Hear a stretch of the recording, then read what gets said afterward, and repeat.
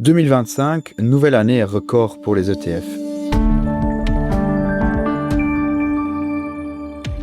Mesdames et messieurs, bonsoir, bienvenue dans ce nouvel épisode du podcast de Trends Tendance, la bourse ou la vie. Et nous avons le plaisir ce soir d'accueillir Jérôme Folck. Jérôme, vous êtes directeur de la division Wealth de BlackRock en Belgique et au Luxembourg. Bienvenue, merci d'être avec nous. Ce soir, nous allons donc parler d'ETF, qui sont des fonds cotés en bourse très populaires en ce moment et qui souvent répliquent des indices boursiers. Et donc 2025, c'est clôturé sur un nouveau chiffre record. 2300 milliards de dollars ont été investis dans les ETF en termes de flux net. Donc c'est 500 milliards de plus qu'en 2024, qui était déjà une année record. Et il y a aussi d'autres records parmi ces chiffres. Par exemple, l'Europe, enfin les ETF en actions européennes, ont récolté 90 milliards de dollars. Et ici, ils battent donc un record qui était vieux de 10 ans. Donc il y a d'autres records et chiffres forts dans ces chiffres 2025 qu'on pourrait peut-être souligner, Jérôme. Oui, bonjour Charlie et bonne année. Bonne année. Effectivement, 2025 restera comme une année exceptionnelle pour l'industrie des ETF et ce à plusieurs titres. Premièrement, on a assisté à une accélération synchronisée du marché portée par d'une côté la confiance des investisseurs, d'un autre côté la détente des taux, et tout ça a fait en sorte qu'on a une réallocation d'un énorme stock de cash qui était cumulé depuis 2023. Ah oui, ok. Et donc, ceci s'est traduit, comme tu l'as souligné, par une augmentation de 2300 milliards de dollars de collecte nette dans les ETF en 2025, ce qui a permis aux ETF de passer la barre des 20 000 milliards de dollars d'encours, ce qui est significatif. Si maintenant on met ça en perspective en Europe, ce qui est important pour vos auditeurs, c'est que on a vu une rupture majeure qui s'est produite en Europe.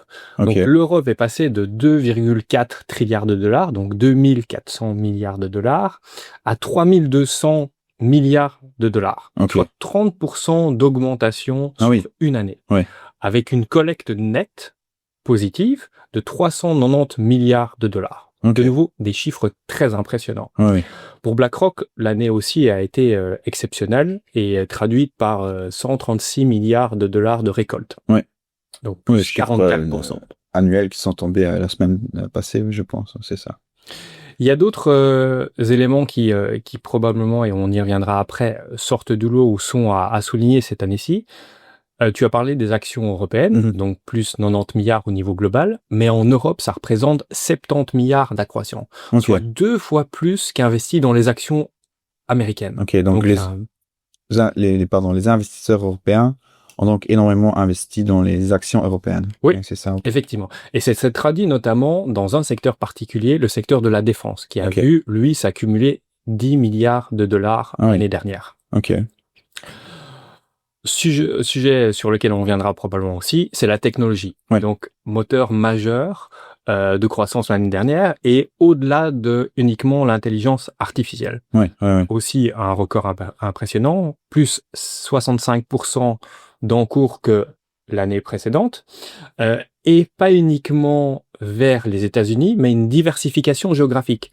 Donc, on a vu des encours aller vers le secteur de la technologie aux États-Unis, plus ou moins 25% des flux, vers l'Asie, qui représentait presque 35%, et aussi vers des expositions globales, un quart, donc 25% aussi. La tech, c'est intéressant, je pense, parce qu'il y a notamment eu sur les marchés quelques reculs. Octobre, novembre, notamment, il y a eu une certaine chute, Nvidia, etc., certaines craintes sur le bénéfice de l'IA ou pas qu'il pourrait y avoir. Donc c'est intéressant que quand même les chiffres ont tellement explosé toujours dans les ETF. Sinon l'or connaît une année vraiment fantastique, l'argent aussi.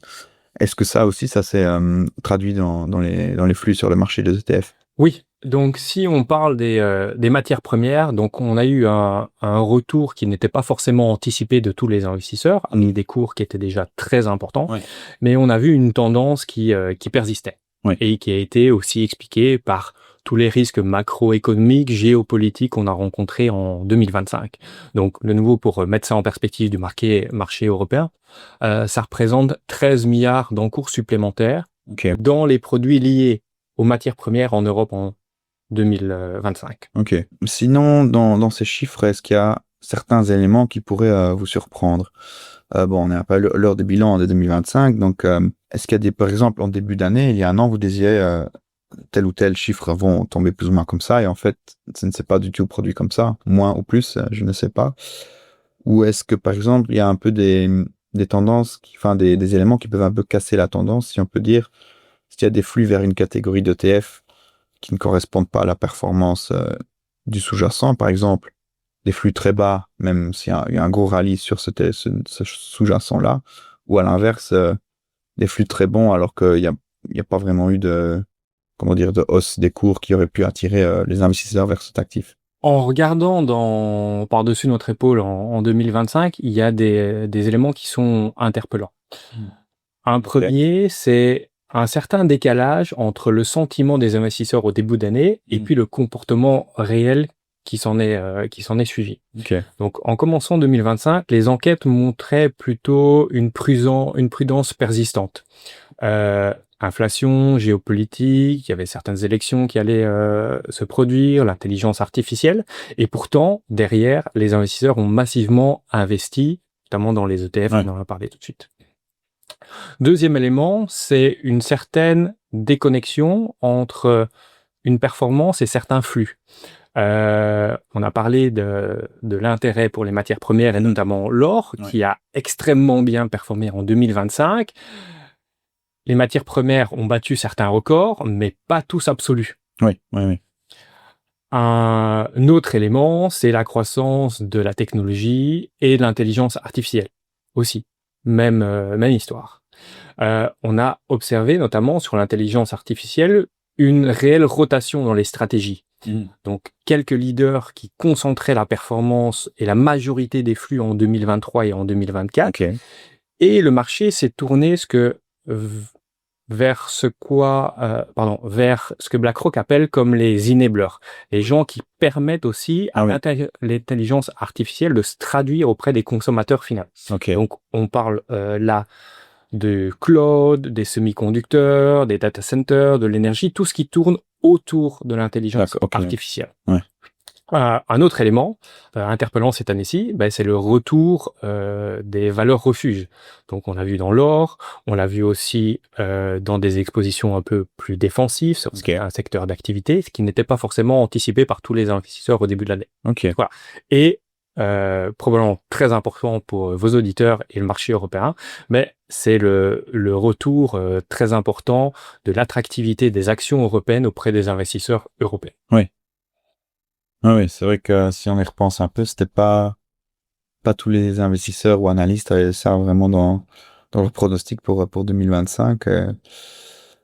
Sinon, oui, les bourses ont eu une année vraiment très très positive, que ce soit l'Europe, oui, on en a parlé, les États-Unis aussi ont eu une très bonne performance, les marchés émergents ont vraiment une année de forte hausse, on peut dire, plus ou moins en résumé. Donc, mais donc l'or aussi, on vient d'en parler. Mais donc est-ce que ces bonnes performances qui sont reflétées dans les ETF, donc qui répliquent un peu les indices, donc ça c'est un élément qui a pu aussi attirer les investisseurs vers les ETF. Mais ce n'est peut-être pas le seul élément qui pourrait expliquer la forte hausse des investissements dans les ETF. Est-ce qu'il y a d'autres éléments qui sont plus, on va dire, un peu méta, pas le marché en tant que tel, mais vraiment le méta-investissement, si on peut dire comme ça, qui attire encore plus les investisseurs vers les ETF? Il y a dans notre chef 3 éléments qui vont expliquer cette montée en puissance des ETF. Il y a 3 moteurs structurels qui expliquent cette explosion en 2025. Le premier, la simplicité et l'efficacité. On en a parlé déjà à de nombreuses reprises dans votre podcast. Les investisseurs veulent des solutions qui soient transparentes, qui soient liquides, qui soient diversifiées et qui soient adaptées à la taille de tous les portefeuilles. Et on trouve cet élément justement auprès des investisseurs particuliers, mais aussi auprès des investisseurs institutionnels. Et l'ETF répond parfaitement bien à cet élément.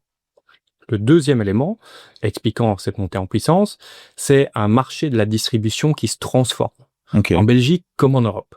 Donc, on voit la croissance exponentielle des plateformes digitales. Ouais. On voit aussi la gestion sous mandat qui devient accessible et qui prend aussi la forme de mandats qui utilisent des ETF. Ok. On voit l'automatisation et on voit une exécution à grande échelle. Ça simplifie l'acte d'investir, Oui, donc d'accord. l'utilisation des ETF. Et d'ailleurs, dans l'étude que vous aviez notamment partagée dans vos écrits, qui s'appelle chez nous People and Money, Oui. elle a très bien montré cette dynamique. Donc, depuis 2022, on a vu une croissance de 43% des investisseurs en ETF en Belgique. Mais aujourd'hui, il y a 800 000 personnes en Belgique qui investissent dans des ETF, Oui. avec une croissance fortement marquée chez la population féminine et aussi chez les 25-44 ans. Oui, plus jeune, oui, ça va. Oui. Le troisième élément, pour revenir sur ces tendances méta, c'est qu'on trouve désormais les ETF au cœur de la construction des portefeuilles. Donc, c'est plus uniquement un outil pour prendre du bêta et s'exposer au marché, comme tu l'as mentionné justement dans ta question, parce qu'on veut de l'or, on l'utilise pour avoir de l'exposition, mais qui vont trouver une large valeur dans l'allocation d'actifs et notamment dans les trades tactiques.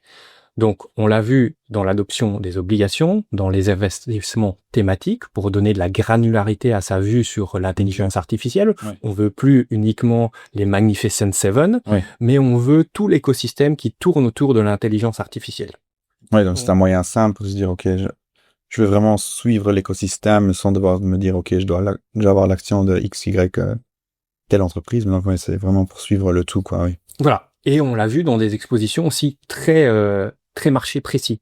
Donc, on a parlé de l'or, on a parlé des secteurs et aussi les marchés émergents qui ont eu un retour d'intérêt avec plus de 113 milliards de dollars qui ont été investis l'année dernière. Ah oui, ok.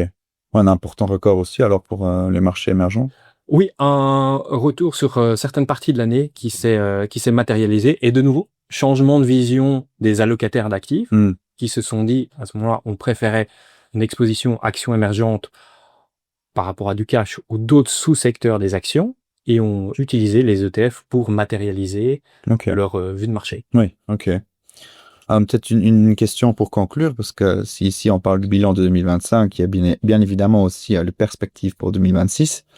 Et là, pas en termes de performance des sous-jacents, du marché, du secteur ou etc., comme on vient d'expliquer, mais plus vraiment en termes de méta-tendance, comme on pourrait dire pour ces ETF. Quelles pourraient être les nouvelles tendances en 2026? Est-ce qu'il y a peut-être des nouveaux produits d'ETF qui pourraient devenir encore plus populaires cette année? Peut-être différentes catégories d'ETF, etc. Donc, si maintenant on se projette sur l'année qui a déjà commencé depuis quelques semaines et qui est déjà riche en informations et en actualité, en nouvelles, on considère chez BlackRock que cette année pourrait être encore plus transformative que les précédentes, avec 3 grandes tendances structurantes de marché qui vont expliquer aussi un redéploiement vers certaines classes d'actifs et aussi certains instruments et qui vont se traduire par des flux dans les ETF. La première, c'est un environnement qu'on juge plus pro-risque, donc positif. Si la croissance mondiale devait parvenir à s'établir au-delà des 2%, on pourrait voir une diffusion plus large des gains de la productivité liés à l'intelligence artificielle. On a déjà parlé en 2025, donc au-delà des Max 7, quelles sont les sociétés qui évoluent autour de l'intelligence artificielle qui vont permettre à l'intelligence artificielle de s'accélérer et d'accélérer son adoption par d'autres secteurs, ces sociétés pourraient en bénéficier. Les revenus des entreprises de ces sociétés devraient justement combler le gap avec les Max 7. Donc, un intérêt. Donc, en termes de thème porteur, qu'est-ce qui pourrait se traduire cette année-ci? La robotique, l'automatisation, l'énergie durable, on a parlé des data centers qui ont besoin d'énergie constamment. Exactement.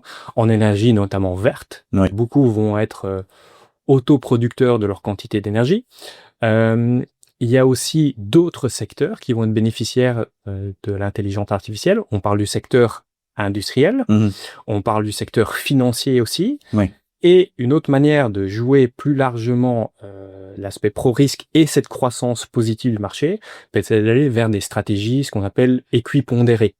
Donc, qui vont laisser moins de poids aux sociétés qui ont bénéficié d'une croissance exponentielle ces dernières années, et refavoriser un retour des autres. Ok.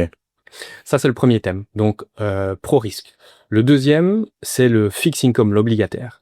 Donc, le retour du portage bien rémunéré. Donc, il est toujours possible d'aller trouver sur le marché, de nouveau, dans un souci de diversification, des obligations qui donnent un coupon, qui donnent un rendement qui sont importantes.